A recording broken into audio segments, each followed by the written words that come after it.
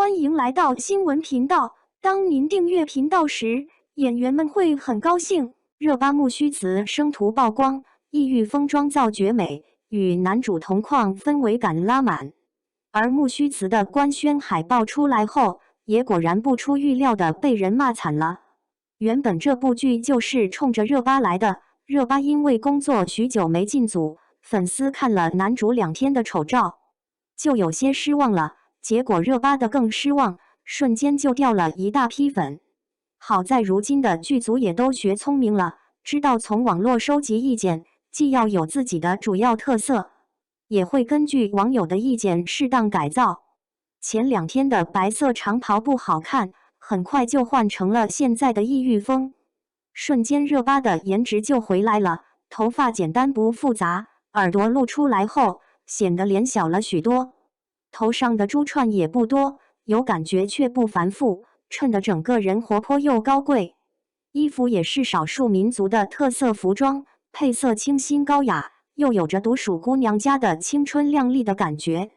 即便是处在人山人海中，也一眼可以看到她，就是那么的亮眼，谁也盖不住她的风采。近看，头上的首饰虽然少，却华贵异常。绿色的宝石透亮又大颗，放在头上做点缀，亮眼又高贵。衣服的材质看着就不俗，更不要说腰间那条镶嵌着不少珠宝的腰带，华丽又美观。好看的人真的就连背影也迷人，披肩长发随风舞动，撩动人的心弦。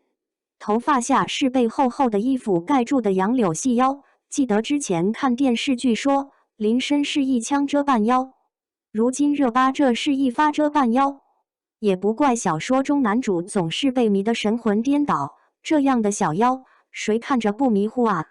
当然，好看也不能光女主啊，男主不改变的话也是白费。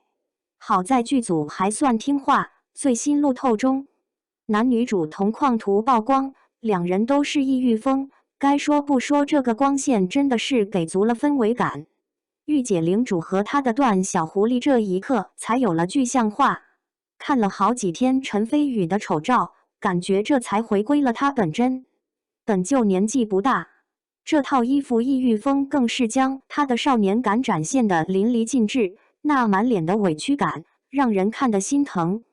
近看，满头的编发加上额饰，整个人有种17、18岁的少年感。本身书中男主就是少年将军，年纪也不大，虽然在外人面前表现得沉稳，但女主面前有属于的他的活泼天性，所以大家才不满之前的妆造。陈飞宇的衣服穿着看着就壮，脸也画得老气，感觉比隔壁的侯明昊还不如。如今的他才算是找到了自己的路，也希望剧组后面的妆造和服装走点心吧。虽说之前大家都说陈飞宇随了他爸的颜值，长得真不好看，但戴上面具的这一刻，身上好像有了些他妈妈陈红的影子，可能这就是基因的作用吧。少年将军这一刻有了具象化，期待木须辞。